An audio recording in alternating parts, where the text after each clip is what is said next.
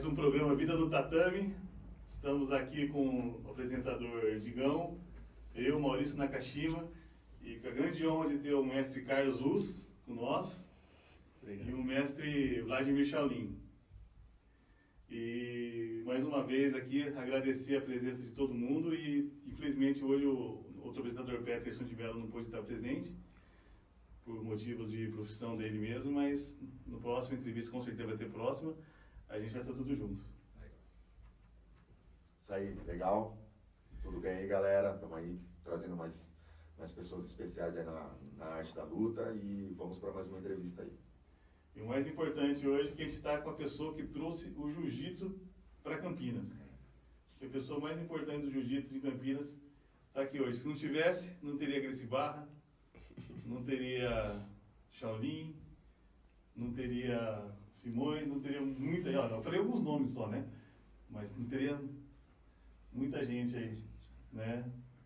E, mestre, conta um pouquinho da trajetória, É só uma correção, eu acho que se não fosse eu, seria um outro qualquer, porque o jiu-jitsu estava e está ainda em ebulição, né? Fatalmente teria sido outro. A minha história se inicia em 1962, porque como eu sou antigo, não velho. Em 1962 eu tinha 14 anos de idade e meu pai chegou um dia em casa falando que Jorge Gracie estaria na cidade. Isso em Catanduva, interior de São Paulo. E meu pai estudou no Rio de Janeiro, fez medicina e vivia dizendo que na época dele tinham conflitos, desafios e tumultos e sempre tinha um Gracie mais ou menos envolvido. E que o Jorge Gracie iria abrir uma academia em Catanduva. E para isso, porque na época não tinha, né, esse sistema de divulgação que nós temos hoje, na época a divulgação eram os desafios. Então ele fazia na cidade alguns desafios, professores de boxe, capoeira, fortes, brigadores de rua, e eu fui com o meu pai assistir aquela noite. Final foi dezembro de 62. E nesse Vale Tudo não deu outra, né? O Jorge Gracie com seus alunos derrotaram todos os desafiados e no dia seguinte tinha fila para fazer matrícula na academia do Jorge Gracie. E na fila estava o meu pai. E falou: filho, se não for violento, eu coloco você. A gente não sabia, né, como é que seria. E meu pai sempre foi um bom esportista, né, atleta, fazia um pouco de tudo. E o Jorge Gracie, ele se desentendeu com os irmãos em 1950 por aí, foi para São Paulo. De São Paulo veio para Campinas, passou por aqui em 1950, 55 e foi seguindo a linha araraquarense em direção ao interior. Rio Claro, São Carlos, Araraquara e Catanduva. E em cada cidade ele foi deixando bons atletas, bons alunos, né? Em Araraquara, o professor Candoca, em São Carlos, o Romeu Berto. E assim foi. E nesses desafios ele convidava os professores, os alunos que tinham sido alunos dele, né, que se destacavam, para lutarem. E foi isso que aconteceu. Todos os desafiados perderam, entre eles o Constantino, um crioulo fortíssimo, alto. Ele perdeu do Romeu Berto, de São Carlos, num estrangulamento, numa laçada de estrangulamento. E o senhor pegou todas as faixas? Não peguei. Na época não tinha esse critério que tem hoje, né?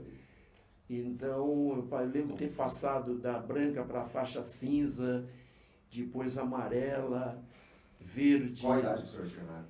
14, 15 anos, né? Eu sou de 47, faço 78 esse ano. E o jiu-jitsu foi apresentado para nós dessa forma, e interessante e triste até, né? Eu não tenho uma foto sequer com o Jorge Gracie. Você acredita? Não tinha foto. Talvez tivesse aqueles lambe-lambe, né? De sai fogo, assim, né? 62, 63, meu pai poderia ter contratado um fotógrafo, né, para tirar umas fotos e tal. Mas o que meu pai fazia? Ele ia para o consultório dele e fazia um diário. Esse diário eu tenho. Então tem a data, o que teve naquele dia na aula, né? E tem lá um mês depois que ele começou, tá lá, hoje o Carlos começou a fazer dupla comigo, tal, nas aulas. Né? Isso foi começo de 63. Nossa, que legal. E ele ficou 2 anos na cidade, né, 2 para 3, e num belo dia, pessoal, estou aqui até dezembro eu estou indo embora para outra região. E nós, professor, como é que a gente faz tal, né? Ele falou, olha, eu tenho um aluno no Rio que se ele concordar em vir para cá e continuar o meu trabalho, tudo bem, senão acabou o jiu-jitsu. E ele convidou o professor Naum Luiz Rabai. E o Naum foi para Catanduva e eu fui aluno dele até 72. Em 72 eu peguei a faixa preta. Você vê, 10 anos praticamente depois que eu havia começado, né? Nessa época eu já estava fazendo faculdade em São Paulo, fiz faculdade de Educação Física na USP e peguei a preta e comecei a dar aula de judô e de jiu-jitsu, que eu fiz judô também em Catanduva, né? E esse é um resumo da minha história. Eu não parei com o jiu-jitsu, né? Vida toda trabalhando com jiu-jitsu. Em escolas, depois no SESI em Campinas, dei aula no SESI de 75 a 86. O senhor tem uma história em faculdade também, né? Parece que eu já ouvi bastante pessoas que eu converso com bastante faixa preta. Oh, tudo bem, eu comento, eu sou amigo tenho uma grande honra de ser amigo do mestre Carlos Luz. Mesmo a gente não sendo na mesma equipe, mas a gente tem essa amizade. E muitos falam assim, o mestre Carlos Luz, fiz faculdade com ele foi meu professor da faculdade. E interessante que muitos falam assim, não era nem jiu-jitsu, era ginástica natural. Ginástica, assim, né? isso, exatamente. Legal, interessante. Né, que eu me formei na USP e fiz especialização de ataque e defesa com o professor Carlos Catalano, Caleja, e de ginástica olímpica também, com o professor Nestor Soares Públio. Até agora em setembro, aniversário de 90 anos do Públio. Nossa, que legal. E ele me mandou um convite e tal, eu vou para Atibaia no aniversário dele. É um excelente professor. E com isso eu desenvolvi, pelo Públio, um trabalho de ginástica olímpica, dei aula treinei como monitor dele no Clube Pinheiros de São Paulo. Então eu tive vertentes assim, né, diferentes. Na PUC eu consegui que houvesse a cadeira de lutas. Tinham várias faculdades, né, na USP mesmo tinha cadeira, chamava ataque e defesa. E tinha esgrima, boxe, judô, karatê, um semestre de cada modalidade. E eu consegui colocar na PUC a disciplina de lutas. A ementa era propiciar conhecimento das lutas olímpicas e da cultura popular brasileira. Então, aí eu levava o Liberi, né? O Carlos Alberto Liberi foi meu primeiro faixa preta. Ele foi meu aluno no SESI, né? Eu dei aula no SESI também. E, então, tendo várias vertentes assim, né? Eu ponho a mão para o céu, agradeço todo dia, né? Ter tido esses empregos maravilhosos que eu tive. E aí, mexeu com a vida de todo mundo, né? O importante é isso. Sim, transformou, né? Transformou a vida de todo mundo. Quem se formou na PUC de 74 a 2009 foi meu aluno. Nossa, né? E muitas gerações. E muitos de outras áreas, né? Porque na PUC tinha a disciplina de práticas de formação e muitos alunos da medicina, direito e outros cursos escolhiam, né? Num elenco tinha 150 modalidades lá. Eu dava aula de jiu-jitsu, defesa pessoal e ginástica olímpica. E eles tinham lá os módulos, né, para cumprir em cada semestre. E muitos alunos, né? A Sandy Júnior foi minha aluna de defesa pessoal.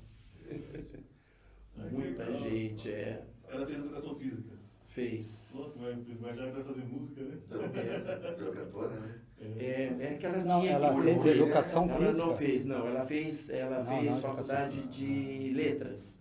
Ah, mas Só que eles tinham que escolher modalidades, né, para cumprir os créditos, né? Acho que eram 18 créditos. Como se fosse uma educação física dos cursos, né? Isso, é.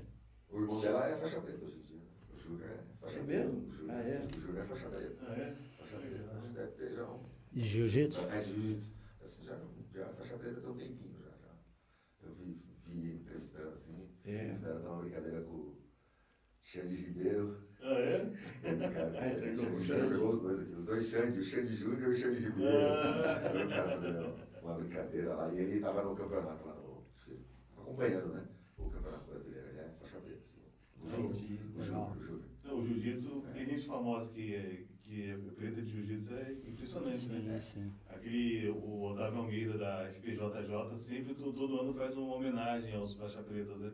Aí ele sempre chama alguém famoso, sempre tem alguém lá, já foi o Jafir, já foi aquele árbitro do UFC, aquele japonês, esqueci o nome dele. Que era O Yamazaki. Nossa, muita gente, Sérgio A Malandro. gente nem imagina. Tem bastante. Treina, tem como esporte mesmo o jiu-jitsu, né? Você vê que- Agora fora também, né? Agora bastante. Internacionalizou muito, né? Bastante. O jiu-jitsu está no mundo Mundial, inteiro. mundial. Eu tive a oportunidade de ir para Nova York uns anos atrás. A minha filha fez parte do doutorado dela em Boston. E eu queria conhecer a academia do Renzo Gracie, em Nova York. Eu fui lá, estive com ele. Então eu conheço muitos membros da família Gracie, né, em função disso. Tivemos com eles também no Rio de Janeiro, né, Charles, num seminário lá num curso com o Royler, com o Renzo, com o Ralph. Todos eles estiveram lá, né? Carlinhos Gracie. Isso. Então é interessante porque a família tem muitos membros, né? O Jorge Gracie teve 2 filhos, uma moça e um rapaz, o Jorginho, mas que não está na arte.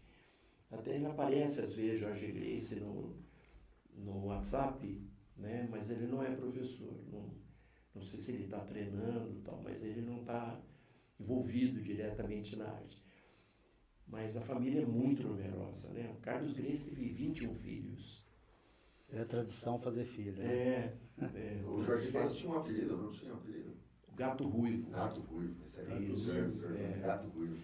Ele é meio apagado assim da família, porque o foco maior ficou no Hélio, que é pai do Rorion, que criou o UFC, o Rickson, né? Mas dizem que ele era o melhor lutador da família, né? O Jorge. O Jorge falam que era o que voltava para brigar, era ele, né? Mais forte, né? Quando dava briga, é ele que ia fazer as honras, né? Isso, verdade. O mestre, só antes do mestre Aurício apresentar, vou fazer uma pergunta. O mestre Hélio sempre falava que o jiu-jitsu hoje é 10%, 20% do jiu-jitsu de verdade, né? Porque o jiu-jitsu não é para competição, ele falava, né? O que o mestre acha? Olha, o jiu-jitsu foi criado com base na defesa pessoal, né? Inclusive as aulas que o Jorge Gracie dava na casa dele tinham quadrinhos na parede, tinham 36 aulas. Ele nunca sabia a aula que a gente estava, mas a gente sabia porque eu estava, por exemplo, na 5ª aula, a gente olhava lá na frente, via defesa de faca por cima, revólver na cara, revólver no coldre. Daí ele falou, nossa, quando que eu vou aprender isso, né? E nas aulas ele perguntava, Carlos, qual foi sua última aula? Eu falava, por exemplo, né, foi a 5ª aula, professor. Muito bem, a gente treinava, revia a 1ª, 2ª, 3ª, 4ª, 5ª. Muito bem, a sua aula de hoje é a defesa de agarramento pelas costas por cima dos braços. Treinava várias vezes, muitas vezes. Na aula seguinte, qual foi sua última aula? Foi a 6ª aula, professor. A gente revia todas elas. A sua aula de hoje, a 7ª aula, é defesa por trás ou por baixo dos braços, enfim, gravata pelas costas, gravata lateral, double Nelson, né? Todas as defesas eram revistas aula por aula. Então, justifica-se, né, que a revisão e a repetição propiciam a automaticidade. Então, quando você chegava lá na frente, você sabia de cor esse salteado. Se tu batia a mão, você reagia, né, sem pensar. Então, é interessante esse sistema. Eu faço praticamente aula sim, aula não, defesa pessoal com meus alunos, que foi a base, né? E o Hélio defende muito isso. Fala, se fez jiu-jitsu e não conhece defesa pessoal, não fez jiu-jitsu. Eles defendem essa linha e é a linha que eu sigo. É a origem, né? Faz parte dela, porque hoje ficou desportivo, então é só passar a guarda, ou pior, é só ponto, né? Eles sempre criticaram muito, né? Criticou muito o lance da pontuação. Sim, o Tito luta para fazer ponto, né? Eu acho um absurdo isso. E aquela luta feia, né? Cai sentado no chão e fica arrastando. Na minha época tinha que lutar em pé, a luta começava em pé, tinha que ir para o chão através de uma projeção e depois continuava. Não podia puxar para o chão, como fazem, né? Ficou muito feio o jiu-jitsu. Mas como tudo na vida, tudo que acontece vai modificando, né? Isso, eu acho, tenho um respeito, eu acho muito interessante a visão da defesa pessoal, de transmitir isso, até porque o jiu-jitsu é defesa pessoal é jiu-jitsu, e não tem como separar uma coisa da outra, né? O meu ponto de vista é isso, não tem como separar, né? A diferença é que você está pegando no kimono e pegando no pulso do cidadão, né? Você está pegando na pele, está pegando no pescoço do cidadão, então praticamente é a mesma coisa. O cara está com alguma arma ali, com uma faca, um revólver, não vai ter no treino de jiu-jitsu de kimono ali, você treina o competitivo. Mas como o competitivo veio e está vindo muito junto, a gente tem que tentar entender, eu procuro fazer isso, né? Eu sou mais da nova geração, né? Sou da nova geração do pessoal do berimbolo, do pessoal do... Não faço, eu sou do derrubar também, eu gosto de judô, eu amo judô, eu gosto de derrubar, gosto de jogar por cima também, não gosto de ficar chamando com a guarda, às vezes eu chamo com a guarda para dar uma descansada ali, para fazer alguma coisa em outra, mas eu também gosto de jogar por cima. Mas isso é padrão, cada lutador escolhe o estilo de jogo, né? Mas assim, como vem... eu venho acompanhando a vontade, a gente vem sempre se atualizando. Você vê que hoje em dia as lutas, quem não conhece o jiu-jitsu, vê uma final de preta, qualquer campeonato de final de preta, é uma luta chata, né? Então fica uma luta assim, interessante para quem não conhece, né? Os caras ali vazam um detalhezinho, igual uma passagem de guarda. Ninguém arrisca nada, né? Ninguém arrisca perder. É campeão mundial por uma vantagem. Ficou muito feio. E o esporte se resumiu ao quê? Eu às vezes eu tô lá, tô estudando, tô vendo alguma coisa, eu penso muito no dia a dia de hoje, né? Então o dia a dia de hoje não é muito corrido, né? As 24 horas já não, né? A gente é corrido. Então os caras quiseram pôr o tempo dentro da luta, né? Porque as lutas duravam 1 hora, 1h30. Então os caras vão padronizar o tempo da luta. Mas tem um tempo e aí os caras vão ficar lutando 6, 7 minutos, faixa preta 10 minutos, acabou a luta empatado, e aí?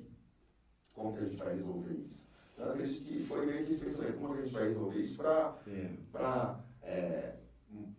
fazer o esporte se tornar competitivo, esportivo, né? Não só uma arte, mas uma luta de defesa pessoal, algo que você pode usar na rua ali. Assistível, né? E para aprender o público, né, também. O que aconteceu com o UFC, né? Se continuasse da maneira que era, não tinha. Lembra? 40 minutos, coisa assim. Hoje ninguém ia ficar assistindo. Por conta do tempo. O jiu-jitsu levou com O cara não quer ficar certeza. assim na televisão, não dá pra fazer, Não, e televisão, tempo é dinheiro. Não dá. Não dá por isso que mudou, né? Por isso que o Rory abandonou o UFC. Vendeu a parte dele. Por causa do Isso aí é da essência deles, né? Mas a gente tem que acompanhar. Eu meus alunos vêm me procurando, eu quero competir, eu quero participar de competição. Muitas vezes eu estudo uma estratégia de luta ali para ele participar da competição. Muitas vezes eu vejo o atleta que ele vai talvez pegar ali em uma das chaves, em algum momento ele vai se encontrar, e estudo uma estratégia em cima daquele atleta. E muitas vezes não é finalizar o cara. Não é falar pro cara, o cara vai finalizar ele porque o cara tem um pescoço forte, eu vi umas lutas do cara, ele não bateu tão fácil, o cara não entrega o braço. Então vamos trabalhar a pontuação. Adaptar do que jeito que tem que ser, né? Estratégia de competição. É o que tem que ser, né? É o que tem que ser. Então vai lá, derruba, ali se ele fechar a guarda, passa a guarda, ganha os 3 pontinhos, já tá com 5, olha pro relógio, falta 4 minutos, falta 2 dois, já passou 4, faltam 2. Amassa, segura É lá. o que fala, você trabalha com o livro de regras embaixo do braço e com o relógio no pulso, né? Tem que ser. Eu ensino pro atleta a olhar o relógio. Esportivamente tem que ser isso, né? Olha o relógio sempre. Me ouve e olha o relógio, me ouve e olha o relógio. Apesar do pessoal reclamar das competições, mas a competição que vai ser conhecida, né? É, conhecido. Não é a competição. E a própria remuneração, né? Hoje tem muita competição que você recebe, que você ganha bem, né? Mercado, né? Que movimenta o mercado. Tá onde está hoje em dia por conta disso, né? Da industrialização do esporte, né? Eu sou contra não vou falar essa palavra, mas eu posso falar prostituição do esporte, né? Entregar qualquer coisa de qualquer jeito para qualquer aluno, né? Fazer uma empresa, uma fábrica, né? Você vai lá, quanto tempo fez isso, né? Não tem mais um merecimento, um esforço ali do aluno, eu já sou contra isso, né? O cara precisa passar pelo ardo ali do sofrimento da branca, do sofrimento da azul, né? Não pode ser a coisa simples também, só que, sou competidor, eu sou isso, sou aquilo, né? Então tem que ter a parte principal, que é a disciplina, né? De reconhecer a hierarquia, né? Tanto que é interessante a gente colocar aquela pergunta lá, eu até começo a falar, né? De colocar o atleta antes para a competição, desse ano, essa ânsia de colocar para competir, né? Então, é interessante a gente ver esse ponto de vista também, né? Deixa só o mestre de Shaolin se apresentar, aí a gente continua. Mestre de Shaolin, né? No jiu-jitsu não, né? Professor, né? Então, eu comecei nas artes marciais, eu sempre fui um moleque que deu trabalho na rua, né? Brigava muito, né? Onde eu morei lá, é quase como que se fosse uma comunidade, então tinha aquela coisa de briga de rua contra rua. Então a gente tinha muito isso daí, a gente já fazia uns vale-tudos lá, assim, o cara é da outra rua, vem pra cá, a gente briga. Esses dias eu encontrei um amigo meu, que a gente marcou uma briga uma vez na praça. Era assim a molecada lá no bairro. Então o cara lá marcou, chegava o dia, a gente encontrava e acontecia, né? Então a gente já tinha essa coisa. Aí eu sempre gostei de lutar. E eu conheci, assim, eu tive em Campinas, isso foi em 80.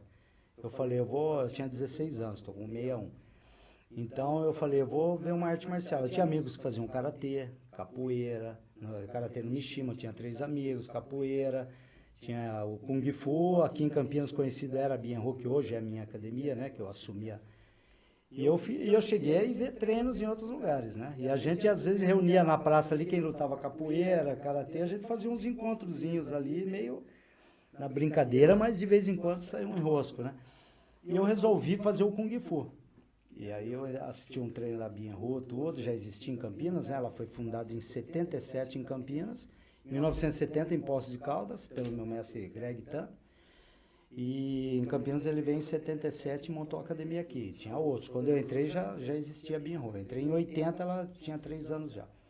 Aí eu falei, vou entrar no Kung Fu, porque tinha o boxe chinês também, né? O Sandá. Falei, vou entrar para aprender a brigar, porque aí quando eu for brigar eu pensei em brigar mesmo.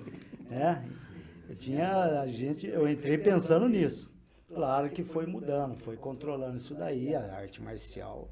Eu vou falar que se eu continuasse na rua como a gente continua, não sei que caminho eu teria tomado. Então a arte marcial já me direcionou para um outro rumo, né? O pessoal que a gente conhece é do esporte, não tem vício, eu nunca experimentei droga, nunca usei droga. Então a gente já foi para esse caminho aí das lutas, né? E continuei treinando. E eu assumi a Bienho em Campinas, em 86 eu passei para a faixa preta no Kung Fu e Sandá, né? Em 86. E resolvi fazer faculdade de educação física. Até quem me incentivou foi meu professor, que era o professor de Poços de Caldas, o Toís, né? Ele tinha feito educação física, era o mestre, o professor de todas as Bienhos, né? Quando o nosso mestre foi para os Estados Unidos. O Greg Tan está nos Estados Unidos, é empresário lá. Não lida mais com artes marciais, né? Assim. E aí ele me incentivou a fazer educação física. Foi aonde que eu fui para a PUC. Fiz educação física na PUC. Entrei em 1990, foi quando eu conheci o Carlinhos, em 90, né? E aí ficou essa parceria até hoje aí. Eu entrei em 90, aí o Carlinhos falava do jiu-jitsu, eu não conhecia muito bem o jiu-jitsu. E naquela época eu sempre pensei, quando eu estava no Kung Fu, peraí, se cair no chão, como é que faz, né? Então, e eu antes de conhecer o Carlinhos, a gente comprou uns tatames e colocou na academia lá. Aí a gente fazia uns rola lá sem técnica nenhuma, né? Pensando assim, segurou o pé, derrubou, como é que faz? E tudo sem meio técnica. Conheci o Carlinhos em 90 e o Carlinhos apresentou o jiu-jitsu pra gente, começou a mostrar as coisas do jiu-jitsu, a eficiência do jiu-jitsu no chão. E tinha um amigo meu lá, o Falcão, mais uns outros lá, que a gente começava a fazer umas brincadeiras ali sem kimono no tatame, que tinha um tatame lá. Aí em 95 o Carlinhos voltou a dar aula numa academia, né, Carlinhos? Ele só ficava na faculdade. Foi aí que eu comecei com kimono, que eu conheci o Carlinhos. Fui monitor do Carlinhos na matéria de luta, na disciplina de luta, ginástica analítica também. 2 anos eu fui monitor do Carlinhos. Foi aí que eu comecei e aí começou a minha história dentro do jiu-jitsu também. Você conheceu o mestre Carlos na faculdade PUC, em 1990. E aí que começou minha trajetória no jiu-jitsu também. Aí eu me encontrei, né? Eu falei, pô, peraí, completou, né? Você treina o sandal, o Kung Fu tradicional, tudo. Que o nosso Kung Fu é mais parecido com o Karatê, os katis, né? Os katas. Não é aquele Kung Fu muito de beleza, de movimentos. Era mais luta como se fosse o Karatê, de luta, de contato. E eu sempre gostei dessa parte de defesa pessoal. Eu até tenho demonstrações que tem filmadas lá da época antiga. A parte de defesa pessoal sempre eu gostava de fazer isso aí. Aí eu encontrei o jiu-jitsu, comecei a aprender com o Carlinhos, a defesa pessoal do jiu-jitsu. O Carlinhos sempre falou isso daí de saber a defesa pessoal, que faz parte do jiu-jitsu. E eu mantive, sempre gostei, me especializei na questão de defesa pessoal, gosto de esportivos. Como a gente estava falando, você falou, eu gosto dessa coisa da novidade de hoje, né? Esse jogo que tem hoje, eu acho bacana. E então dá pra gente separar, como você falou, eu separo. Sim, eu tenho uma turma heterogênea. A gente vê que o cara tem perfil de competidor, aí a gente trabalha em cima dele. Tem gente que tem um perfil que só quer ser praticante. Então aí vem o profissionalismo da gente ser um professor. Não é só carregar uma faixa preta, já é um professor. Muda muito, né? A didática da educação física, a parte fisiológica, a parte científica da coisa. É importante porque você está treinando pessoas, né? Você está mexendo com a integridade física das pessoas. E aí eu parti para esse lado aí, mas continuei com a coisa da defesa pessoal. Gosto muito da defesa pessoal. Estudo, treino, gosto de fazer muito isso daí. Então dá pra gente separar, né? Esse lado importante para o jiu-jitsu. O jiu-jitsu cresceu muito justamente por causa dessa coisa de esportividade, competição, né? Uma coisa bonita de ver. Hoje o pessoal tem prêmios em dinheiro, tudo, né? Tem os destaques aí, o próprio ADCC, que eu gosto muito da ADCC, eu até brinco, eu falo, pô, se eu pudesse eu abolia o kimono, ficava só sem kimono, sempre gostei muito de submission, né? Porque é mais real, né? Então, mas fica mais perto ali da defesa pessoal. Mais perto da defesa pessoal, porque é realidade, né? Não tem pano, né? Porque a defesa pessoal tem aquela coisa também. E aí, contra 2, como é que você faz? Contra 1, contra 2, como é que você faz, né? E você conhecendo a defesa pessoal, você sabe até como evitar certos momentos, né? Você começa a ficar meio assim, você está num ambiente, você já vê onde você vai sentar, não fica de costas para a porta, esse tipo de coisa a gente tem essa coisa. Evita certos lugares que você sabe que vai dar encrenca, né? Então, vai muito para esse lado aí de manter o jiu-jitsu tradicional também, né? Porque tem mestres que falam, né? Tem gente que fala tudo, né? Pô, o cara não sabe nada de defesa pessoal, o cara só faz jiu-jitsu. E a gente defender tudo, né, Carlinhos? É a parte esportiva, é a parte da defesa pessoal, não deixar perder essa essência, porque eu conheço professores que já chegou a falar para mim, cara, não sei nada de defesa pessoal, só sei esportivo, cara bom, não vou falar nome, né, assim, mas cara bom, de comentar, pô, não sei defesa pessoal, cara, não treinava nada. Não ensinam mais. Não ensinam mais, só esportivo. Porque assim, na minha academia eu falo, eu não quero ver o troféu, a medalha pendurada, isso daí é bom, é um marketing para academia. Claro, né, você tem um atleta campeão. Mas assim, eu não quero ver só isso, porque senão você também restringe um público. Tem muito professor que às vezes o cara é competidor, aquele cara ali tá, né, debaixo das asas do professor, e o cara às vezes esquece a essência das artes marciais, como você falou, né? Essa coisa de você manter a disciplina, igual eu vim do Kung Fu, tudo. Então a disciplina minha com os meus alunos veio do Kung Fu também, fora o Carlinhos, né? O que eu aprendi com o Carlinhos, eu nem tenho o que falar, né? Fora o que eu aprendi, manter essa coisa da disciplina aí que eu trouxe da arte marcial do Kung Fu. Esse negócio, você tá falando da defesa do sem kimono, né? Do ADCC, ser muito interessante, eu amo a ADCC também, acho que uma das melhores competições, assim. Eu acho mais bonito de assistir. É a realidade, né? E esses dias eu tava conversando com um faixa preta, amigão meu, assim, também não vou citar nome, lógico, né? Mas eu tava conversando com ele e eu falei, cara, precisa puxar um treino de sem kimono, né? O cara já é faixa preta, já tem mais de 3 anos na preta já. deve estar fazendo quarto ou quinto ano, não me recordo. E tá precisando, um conhecido meu precisa que puxe um treino de sem kimono, né, na academia dele e tal. Você tá disponível, você poderia puxar? Pô, Digão, não sei nada de sem kimono, velho. Olha aí. Não sei nem puxar uma aula de sem kimono. Juro que a conversa acabou ali. Eu não consegui me expressar, eu só falei, não, obrigado, vieram vários argumentos, vários questionamentos na minha cabeça para perguntar para ele, mas eu falei assim, não, deixa que cada um segue a linha que quer, tudo bem se o cara não gosta, né? Mas se o cara é professor, ele não tem que gostar. Saber, faz Tem que parte, saber, né? Eu não gosto de defesa pessoal. Faz parte. Eu não ensino meus alunos defesa pessoal com arma, por exemplo. Eu sou um cara um que capítulo à parte. eu não ensino Totalmente com à arma. parte. Com faca, às vezes eu passo um treino em outro, para uns mais graduados ali e tal, com faca. Mas com arma eu não gosto A de gente ensinar. tem não receio ensino. que ele se Isso aí. Não pode dar uma falsa Condições, segurança, né? é. Tem muito Segurança, isso na internet, né? Falsa Mas, assim, segurança, né? Tem que saber, né? Tem. Para o cara chegar numa treta e não saber Tem nada. o conhecimento, né? Claro. Mas, Digão, sabe que eu não tive conhecimento de treinamento de no-gi, que hoje a gente chama, né? Gi é roupa, né? No-gi, sem kimono. Não tive. Eu dou aula, assim, esporadicamente, não é regra, né? Porque a gente transfere os conhecimentos das pegadas, tudo, do jiu-jitsu com kimono para o sem kimono. Na minha época não existia, o no-gi é recente, é coisa mais nova. Muito mais nova. Então, quando o Naum, meu professor, falava assim, era gozado porque ele falava assim, tipo, quando estava o pessoalzinho mais melhor, né, a turminha mais Adiantado. adiantado, o pessoal, ele falava assim, Carlinhos, tranca a porta. Trancava a porta, tira o kimono, vai no meio, fulano, pau nele. Era taparia, chamava taparia. Não valia soco, mas valia chute, valia tapa na cara. Sabe? Então a gente ficava lá fazendo, sofrendo situações Real, que né? poderiam ser, né, reais.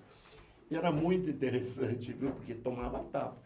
E mais de uma vez, sabe, o cara vinha, um derrubava no chão, não falava, chuta ele. Eu falava, não, chuta, você prefere ser chutado. Se você cair, ele vai te chutar. Era o no-gi da época, né, mestre? Era o no-gi da época. Raiz, né? Porque eu acredito que tinha que fazer umas pegadas de Tinha, no-gi, né? Tinha, claro, ia Mesmo pro sem chão. treinar a Claro. técnica, Pegava ensinar, isso, tinha que fazer, específico, né? né? E quando eu pegava pelas costas, 2 contra 1, usava o oponente como escudo para o outro que queria te bater. Então, valeu, foi muito interessante, né? Mas eu raramente faço alguma coisa. Com os meus mais adiantados, eu dou alguma coisinha, assim, na defesa pessoal, né? Eu gosto muito. Mas o Chau foi Eu meu... Treino desde a branca também, nunca deixei de treinar. O Chau pegou a faixa preta comigo em 2002, né, Chau? 2, 2002, então já está aí no Quinto grau. Ano que vem é o hoje. 6º grau, né? Ano que vem já, não, Chau, grau. passa rápido, né? E o Carlinhos E uma coisa que eu gostaria de Faixa vermelha. revelar, por exemplo, eu estava no quarto ou quinto grau. Era o 6º, não era, Carlinhos? Ou não? Não, Quinto? tava no Ah, é quinto. quinto, verdade. O Chau falou assim, Carlinhos, quanto tempo... Aliás, esse negócio de Carlinhos na academia, a gente sempre se trata assim por causa da PUC, né? Um dia ele falou Carlinhos, os alunos olharam assim, falou, poxa, chama do mestre de... Mas é que nós somos amigos de antes disso. Amigo, irmão entendeu? mesmo, Carlinhos. Então não tem essa. O Gelo também, né? Ele também É. me chama de Carlinhos. Mas é normal, gente. Eu não sou e nunca fui de falar, não, mestre, não existe, sabe? Eu tenho amigos mestres que exigem que sejam chamados de mestre, mas comigo não tem. Acho que mestre é Jesus. Carlinhos é uma característica diferente. Ele é muito humilde, Mas o o mestre Carlinhos. de verdade não... Mas Não, é muito, não, é muito não, humilde. não, O Carlinhos Eu é só muito sou- humilde. Eu só sou mais velho, mas não tenho vergonha de falar, digamos que eu estou aprendendo jiu-jitsu. Claro. Entendeu? Então nunca a gente vai. Cheguei onde eu tô porque eu não parei. Né? Um aluno perguntou, como é que o senhor chegou na vermelha? Eu falei, olha, é só você continuar na atividade na arte parar, né? e não morrer. Eu falei, É só não morrer. não morrer. Porque se morrer vai ser em memória. Hoje eu falei isso de manhã pro pessoal. Falei, quando vocês perderem a humildade, vocês param de aprender, pessoal. Aí Pois é, esquece, não perdeu a pode, né? humildade, Tem para de que- aprender, porque você acha que você não tem mais nada para aprender com ele. Eu tenho para aprender com você, para aprender com A gente Carlinhos Avelino. sempre, por isso tem que É o que eu Sempre. falei antes da entrevista, eu até falei em off. Isso. Eu ligo o REC quando eu É. vou pegar um treino com o mestre, eu vou treinar É. sempre, A uma gente vez tá por sempre mês. Assim, trocando, a gente né? tá Sempre junto. uma troca. Sempre e ele me dá a aprendendo. oportunidade, Digão, É. seu ajuste, seu posicionamento. Digão, Claro, faz cada um tem uma a característica, gente né? precisa. só vai somando, né? Claro, vai somando. só E soma. o Eu aprendo. jiu-jitsu, ele é a arte do aprendizado, né? A gente não Eterno, para de né? aprender, Eterno, não para de Eterno, aprender. eterno. Eu comecei a Isso aprender aí. mais depois da preta. Mas é. Mais depois da O preta. Carlinhos sempre falou isso, chegou na preta, agora você começa a aprender. Vai Muito começar mais a depois da aprender. preta. Muito mais depois da Que preta. muda o enfoque da É. coisa, né? Não É igual a faculdade, né? Você formou em Direito, você formou, agora que você vai começar a trabalhar. Vai ser bom Aí na que você hora vai de fazer ganhar os pós, carros, aí que você... na hora de ganhar o primeiro carro, Aí na hora de sim, ganhar o é. primeiro Aí que carro. começou, né? O pessoal não entende que a faixa branca até a faixa preta é o ABC. É o ABC. Aí depois você começa a falar o nível superior, né? Porque antes você está aprendendo o básico só. Claro. Né? Você vê o pessoal, às vezes, com muita arrogância na faixa roxa, Sim. na faixa Pois marrom, é. você fala, Ou até gente, preta mesmo, né? Até preta. Acabou de pegar preta, já É, o preta. Acho que é o Bamba- acabou de Sou pegar. professor agora E e... comigo é interessante, digamos, Maurício, por exemplo, o Shaw falava assim, "Pô, quanto tempo você está no quinto grau?" Eu falava, já faz uns 7 anos. Pô, são 5 anos só. Pô, já... Aí ele ia na federação, falava com Moisés Murad lá, tal. Levantava a Pô, documentação. Levava documento sem eu saber. Com isso, eu peguei o 6º, o 7º coral, o 8º na coral, tá? Tudo com festa surpresa. E a vermelha. Eu engano meu mestre sempre. Ele nunca desconfiou. A vermelha eu tive Até a para honra- São Paulo eu levei para ele... Eu tive a honra de ver, de presenciar. Você teve- aquele dia da vermelha. Essa, essa data, eu falo, eu sempre, todo treino, eu falo que eu tive a honra de ver alguém recebendo a faixa vermelha. Esse dia foi inesquecível. É só não parar. 52 anos de faixa preta. Tem uma foto de você entregando. Tem Uma entregando. foto do Ajoelhado, celular é. salva, assim, ó. Ajoelhada, O que é uma faixa vermelha? Lá na prefeitura, né? Na prefeitura. Na Câmara lá. Na Câmara, Na na Câmara. né? E tava os alunos antigos lá. Tinha De o- surpresa o- também, né? Foi de surpresa Carlinhos? também. O Simões, tava aquele outro. Simões, tava todo mundo lá, o Oswaldinho, Oswaldinho. o Rogério, que é Mas da o Hillion da época do Grace. SESI também. O Oswaldinho é o segundo faixa preta que se formou, né? O Oswaldinho foi 2000, depois eu 2002. Foi. Interessante. Tinha bastante pessoal, bastante gente da arte marcial lá, né? Tinha. Pessoal, O Samir, tava até o Ortega do Samir. Ortega. o Samir do judô, É. foi meu aluno no É. SESI também. O Ortega falou é pra meu mim, amigão, então. né? Verdade. Gosto muito dele. Só que ele migrou para o judô e por culpa minha, viu, de certa forma, porque numa competição de judô na Fazenda Olambra, eu estava conversando com o velho Germano, né, e Sebastião, e tal. Aí de repente chamaram lá o Vaqueiro, um dos alunos dele, para lutar. Ele falou: "Carlos, veja esse meu menino é fantástico", tal. Aí chamaram o Samir. Eu falei: "Seu Germano, se o seu menino for bom, talvez ele demore uns 15 segundos para perder." "O quê? Você tá louco?" Mas não deu outra. O Samir entrou a pé e pum, acabou a luta. Quem que é esse menino? Ele ficou a competição inteira me azucrinando. O pai e a mãe do Samir estavam lá, fui falar com eles. "Professor, o senhor tem coragem? Vai dar o Samir?" Eu falei: "O SESI não é federado. Eu não posso ficar marcando o passo, falando que ele é meu aluno, cria da casa, e ele vai ficar marcando o passo em competição como essa aqui, amistosa. Tá? Eu vou falar com o Samir, vou falar com o seu Germano. Seu Germano, não acredito, você vai mesmo aceitar?" Eu falei: "Vou, seu Germano. Bom proveito, Samir, seja feliz."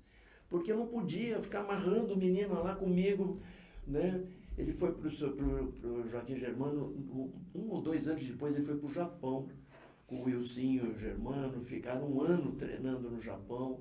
Daí com isso ele migrou pro Japão, pro judô, e esse menino maravilhoso que é o Samir.